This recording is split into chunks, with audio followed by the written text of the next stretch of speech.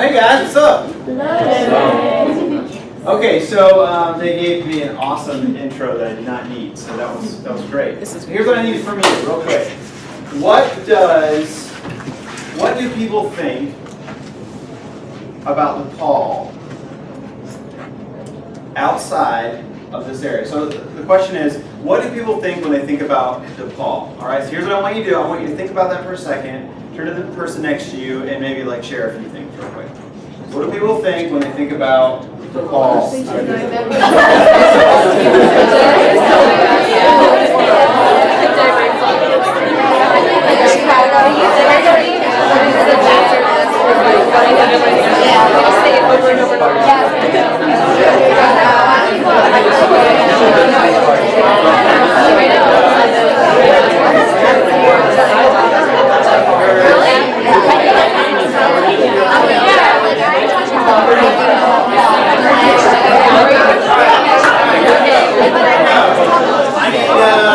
From this side over here, I need a few responses. So what are some things when people think about DePaul, what do they think about? Bad basketball team. Bad basketball team. Overpriced. What is that? How much is it here? What is that? Too much. Okay. What else? Spoiled. Spoiled. Liberal. Are you spoiled? What? Are you spoiled? Well, I go to theater school, so people think I'm spoiled because I go to the theater school because we have like this huge building and it's like brand new. But Well, you're you're stuck in old Catholic school. What? Hipsters. Hipsters. Okay. I mean, okay. What about in the back here? Catholic. Catholic. Okay. What about you? The original answer. STDs.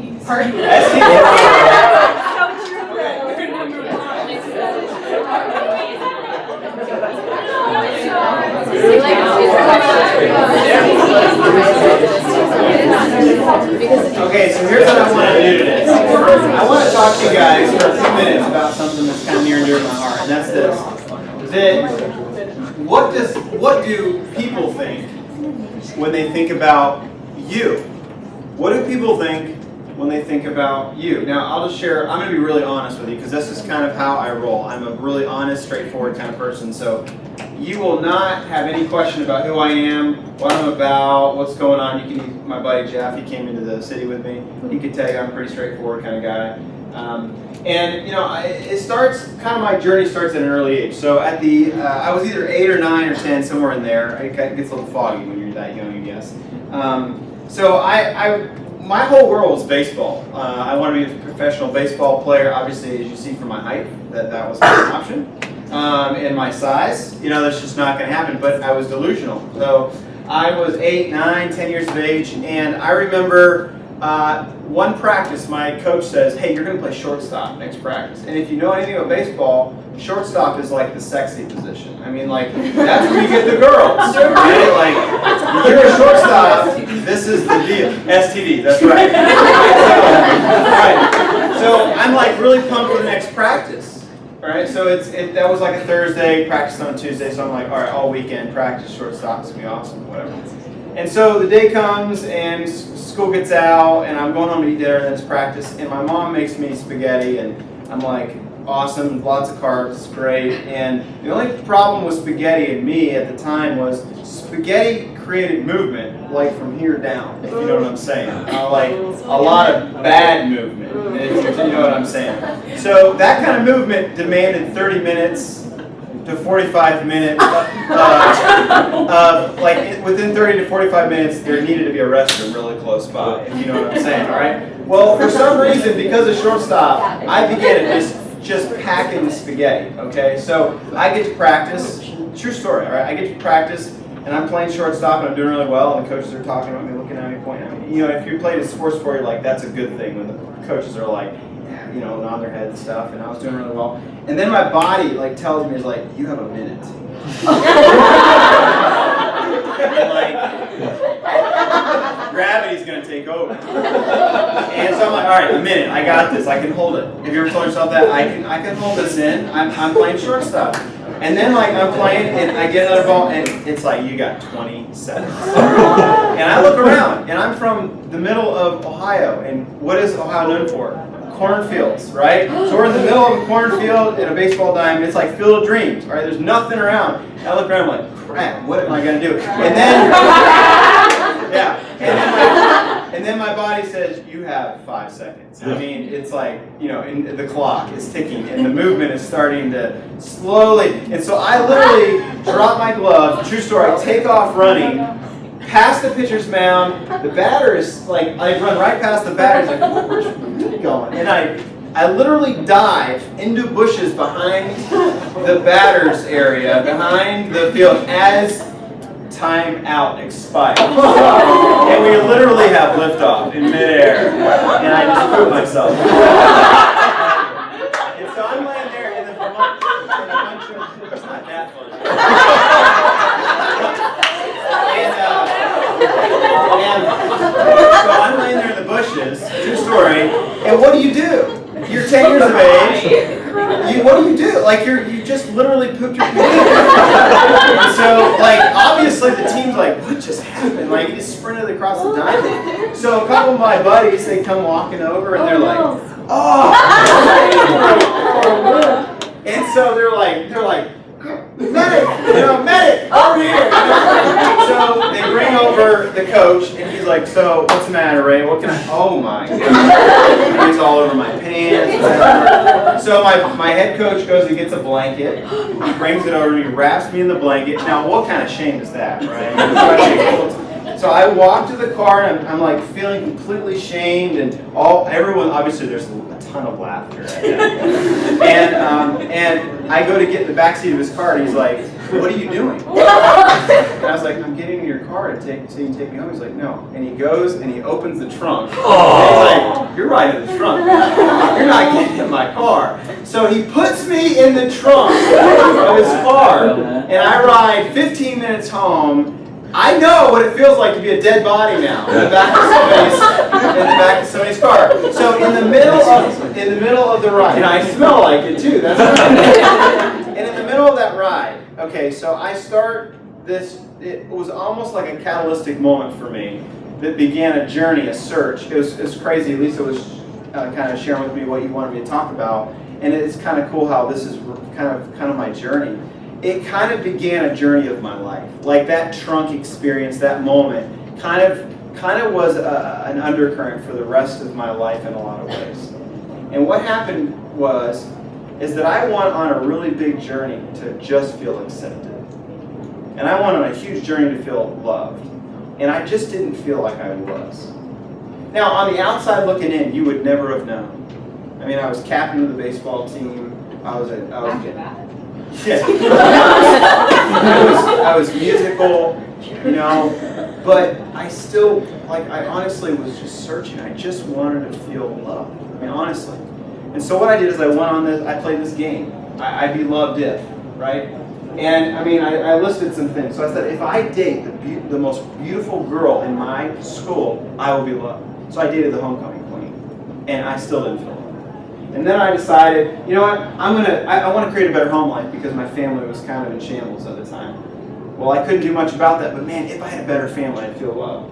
And then I was like, you know what, if I were a little smarter, if I got better GPA, if I got a little better grades, maybe if I could get this scholarship in school, in college, then I could feel loved. And then I thought, well, if I was better looking, you know, if I was taller, if I was faster, if I was ... And I was playing the game, guys, seriously. And I got to this point where I was like, maybe if I experiment with alcohol, and I can experiment with drugs, and if I can experiment with these different social settings, then possibly, maybe that search will end. And what happened was every time I crossed that line, whatever it was, the search just felt farther. And I don't know if you've ever felt that way. See, here's the thing.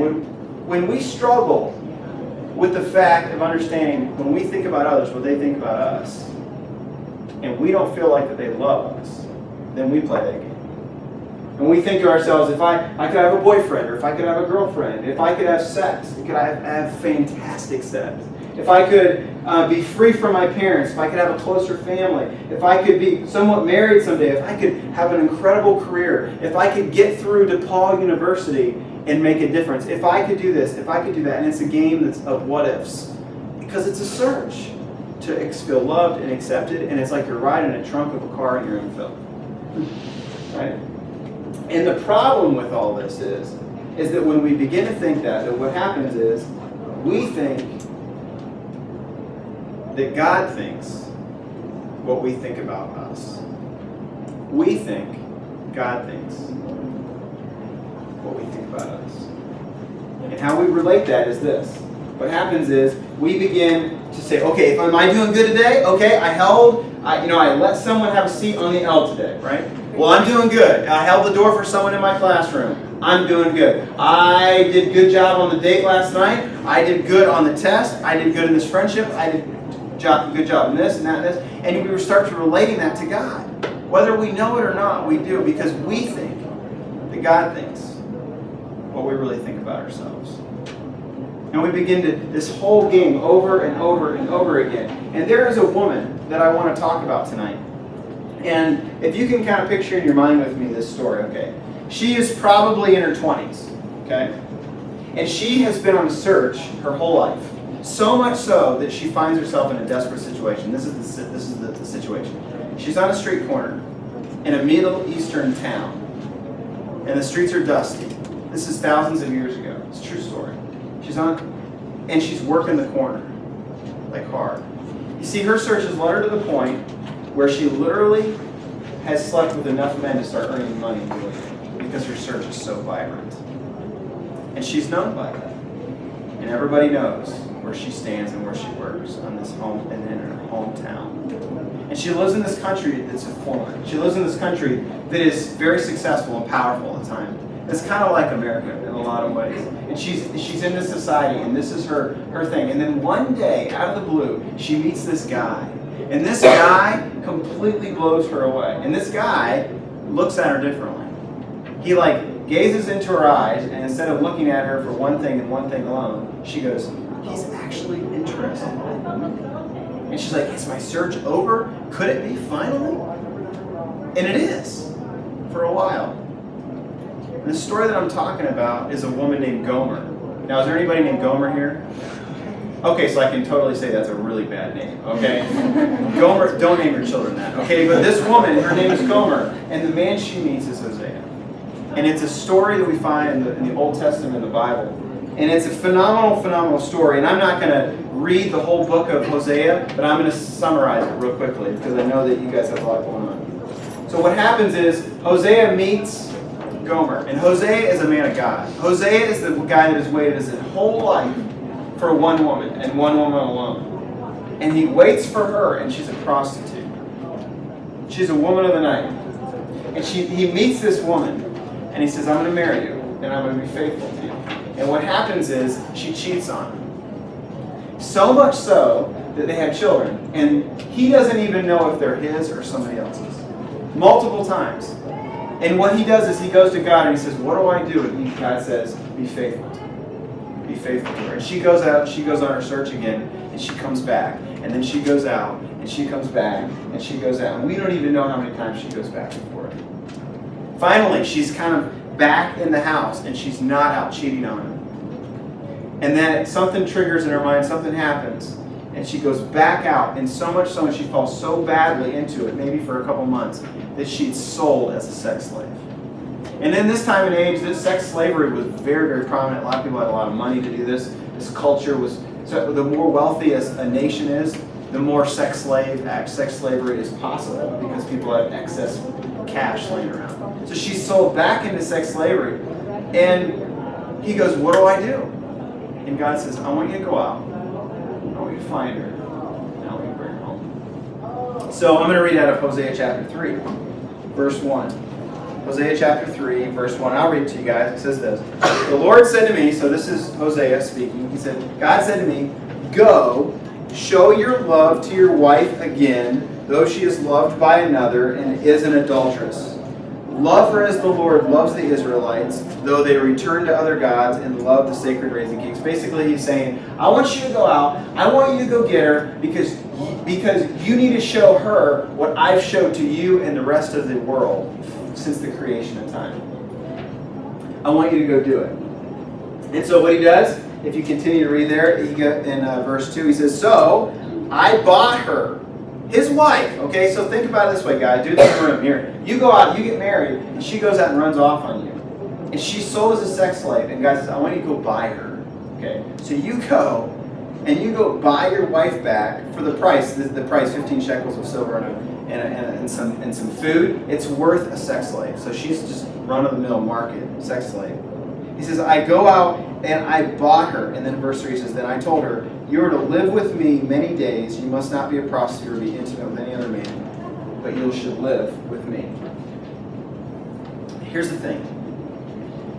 Her search for love and our search for love are so similar. And Hosea's love and faithfulness to her and God's love and faithfulness to us are similar. And that is why the book of Hosea is written.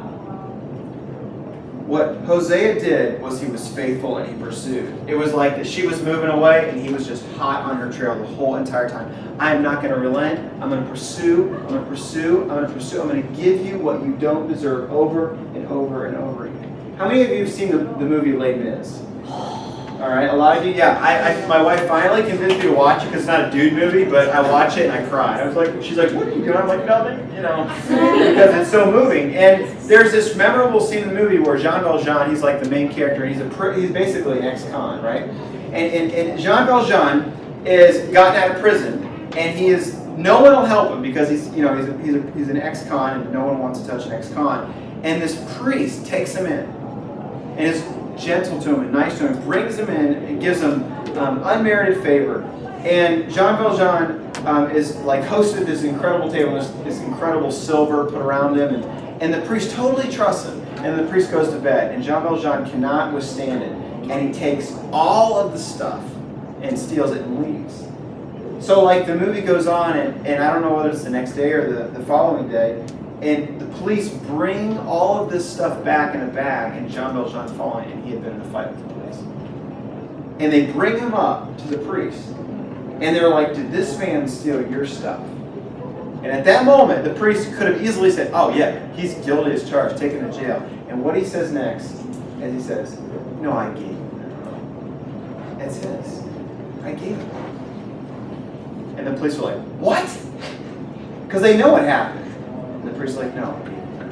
So the police leave. And the priest looks in his face and he says this, I bought you for silver. And I want to set you free. And what Hosea did to Gomer was, I bought you. And what God does for us is he says, I bought you. So your search doesn't have to continue. The Apostle Paul in Scripture, he says this in 1 Corinthians 6:19-20 says, you are not your own, you are bought with a price. And what it is this, what God thinks when he thinks about you and I is grace. How many of you have ever heard of that word before, grace? Okay, here's what grace means. In the Greek word, it's charis, which means unmerited favor. Grace plus anything isn't grace, because grace is completely unearned. See, God, I don't know where you are in your journey, but let me just give you a quick summary of the world, right? So God created this world in an incredible, perfect way, right? And Adam and Eve come along, and what they do is they go on a search for love, and they mess it up. And God, you know what God does? He faithfully pursues them. And he says, you know what? I'm going to send my son in an undeserved way so that I can have a relationship. So I can bridge the chasm. Because we're not perfect, we're not good enough to be with God. And that happens, and something happens, and grace is demonstrated. And we see grace demonstrated with an old priest in Jean Valjean. We see grace demonstrated with Hosea to Gomer. And then there's another awesome illustration I have of grace.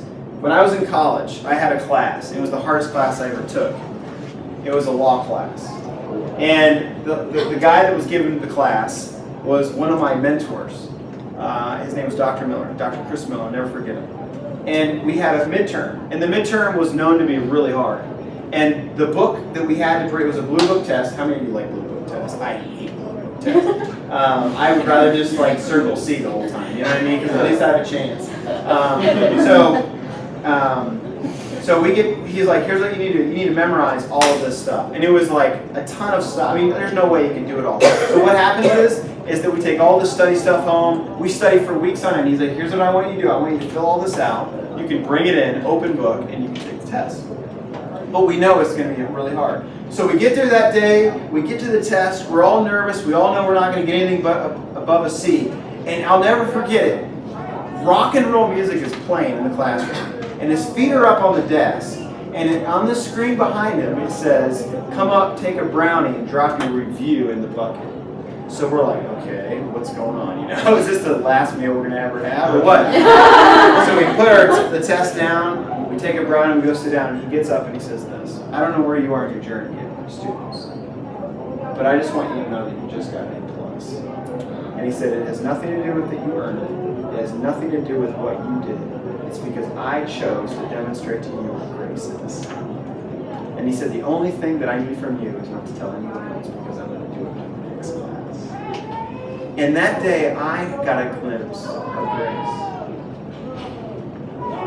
What you think that God thinks, what he thinks about you, if it's anything other than grace and love, is completely wrong. It's completely wrong.